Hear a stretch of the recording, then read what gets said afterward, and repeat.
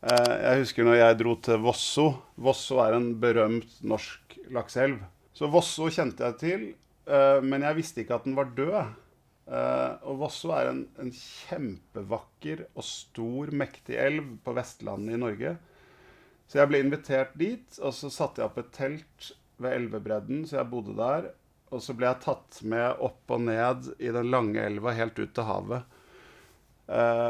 Og det å gå langs en elv som var så stor og mektig, og det er skrevet om av britiske lorder fra 1800-tallet, tidlig 1900-tallet, som liksom The Salmon River of the World. Og så gå og se at den er tom. Det gir også en sånn the chills, da. Altså, og det er ikke bare på grunn av the farm salmon industry, det er også med kraftutbygging, så det er en sånn kaskade av ting som vi mennesker gjør med naturen. Som du legger den ene oppå den andre, oppå den tredje, og til slutt så får du en effekt som bare er kollaps.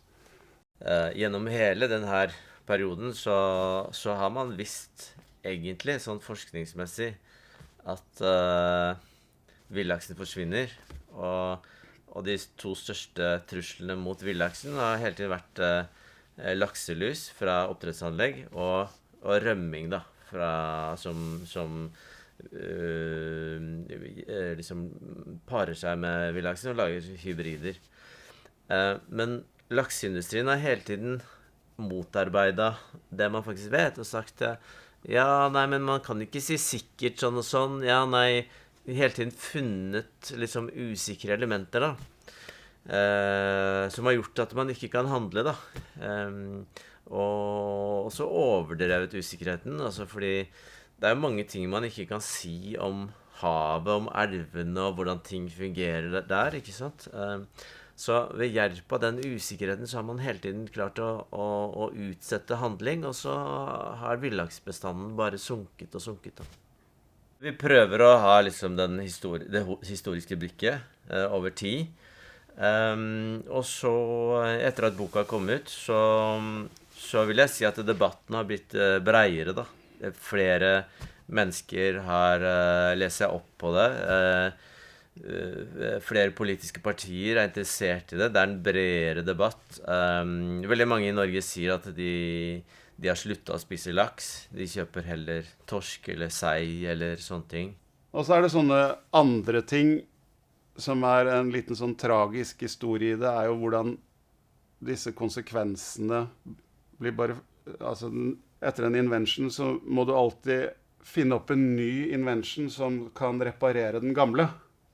Så hvis du putter veldig mye laks i et lite anlegg, så får du lakselus, og så bruker du kjemikalier fordi du har panikk, for du må jo redde denne laksen fra luseangrep. Og så blir lusa resistent mot kjemikalier. Og så finner du en ny oppfinnelse. Jo, du henter små fisk fra Sør-Norge. Rensefisk, som de kaller det. Cleaner fish. Som har disse leppene som kan suge lus. Så putter du de i big trucks og kjører dem opp til laksefarmene. Og putter dem opp i sammen med laksen. Det er et biologisk eksperiment, og der dør jo hundretusener av fisk daglig. Veldig mange ute på kysten av Norge har jo vært opptatt av dette veldig lenge, men de har hatt følelsen av at det ikke blir hørt, og på en måte følelsen av å snakke mot en makt som er for sterk. De ser jo at fisken forsvinner, de ser at de dumper kjemikalier i havet, og de har en aning om at dette er ikke bra. Men de har på en måte hele tiden vært møtt av lobbyister som har all verdens penger og legger fram sin ekspertise, da.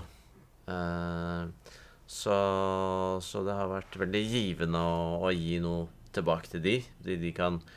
Man hører fra folk sånn ja, nei, jeg har aldri lest en bok før i mitt liv, men nå har jeg lest hele denne. Å se det engasjementet synes jeg er veldig sånn rørende da.